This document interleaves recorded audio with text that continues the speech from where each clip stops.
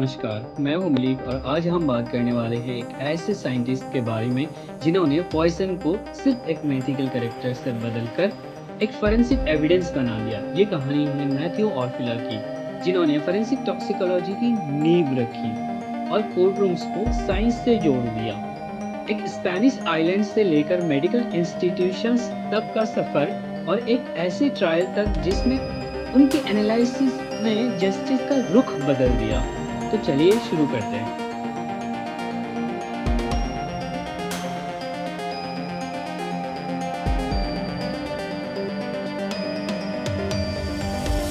Matthew ऑर्फिला का जन्म हुआ 24 अप्रैल 1787 को स्पेन के एक छोटे से आइलैंड मिनोका की मेहोन में। उनका परिवार एक मर्चेंट फैमिली था और ऑर्फिला ने बचपन से सी वॉयजेस और साइंटिफिक क्यूरियोसिटी के बीच बिताए।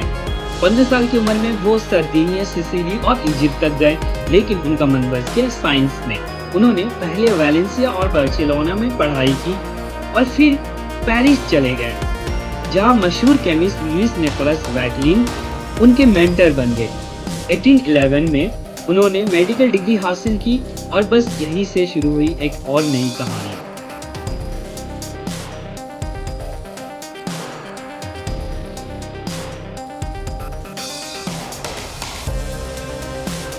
उस जमाने में पॉइजनिंग कॉमन थी, लेकिन उसे प्रूव करना ऑलमोस्ट इम्पॉसिबल था। लेकिन 1814 में ऑर्फिला ने पब्लिश किया ट्रेड दिस पॉइजन्स, फोरेंसिक टॉक्सिकोलॉजी का पहला टेक्स्ट बुक। इस किताब में उन्होंने पॉइजन्स को साइंटिफिकली क्लासिफाई किया और उनका इफेक्ट ह्यूमन बॉडी पर कैसे होता है डिटेल में समझाया। उन्होंने केमिकल एनालिसिस और एनिमल एक्सपेरिमेंट का यूज करके सिस्टेमिक मेथड्स डेवलप किए, जिससे रेड वाइन से लेकर एक्सह्यूम बॉडी तक में पॉइजन्स डिटेक्ट हो सकता था।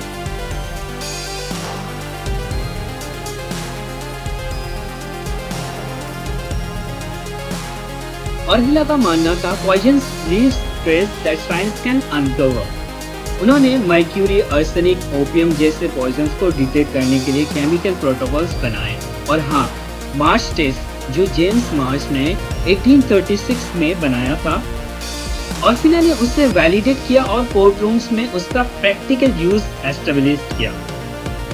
उनके एक्सपेरिमेंट ने प्रूव किया कि अगर आपके पास सही साइंस हो तो जहर भी अपना राज छुपा नहीं सकता।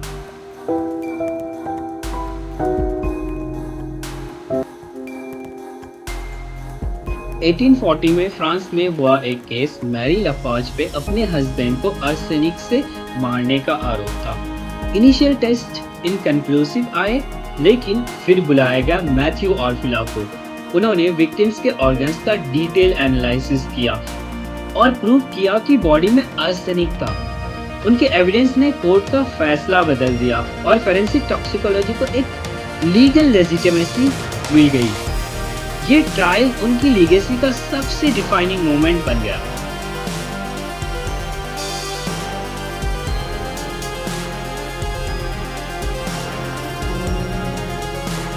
(1848) के फ्रेंच रिवॉल्यूशन के दौरान ऑर्फिला को पेरिस फैकल्टी ऑफ मेडिसिन के डीन पद से हटा दिया गया। उनके मोनार्किस्ट व्यू और स्ट्रिक्ट रूल्स लोगों को पसंद नहीं आए। उनके खिलाफ इंक्वायरी भी हुई, लेकिन उन्हें साफ पाया गया। फिर भी उनके हेल्थ गिर गया, लेकिन उनका साइंस कभी नहीं गिरा। 1850 से 1852 तक वो एकेडमी दी मेडिसिन के प्रेसिडेंट भी रहे।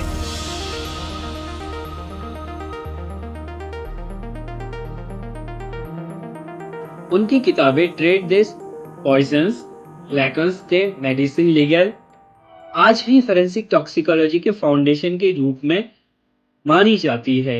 उन्होंने साइंस को एक इन्वेस्टिगेटिव टूल बनाया और जहर को एक लीगल प्रूफ में बदला। उनका काम आज भी मॉडर्न फोरेंसिक टॉक्सिकोलॉजी लैब्स में जिंदा है।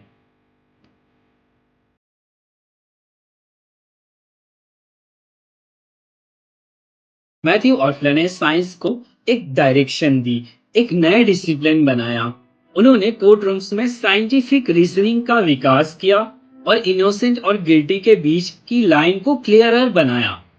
इसीलिए आज पूरे फोरेंसिक वर्ल्ड में उन्हें कहते हैं the father of forensic toxicology. Forensic science के पायनियर्स की कहानियाँ पसंद है तो इस वीडियो को लाइक करें, शेयर करें फोरेंसिक लवर्स के साथ और चैनल्स को सब्सक्राइब करना मत भूलिए। कमेंट में लिखिए अगले कौन से फोरेंसिक एक्सपर्ट के बारे में आप जानना चाहेंगे। मिलते हैं अगले वीडियो में। जय हिंद।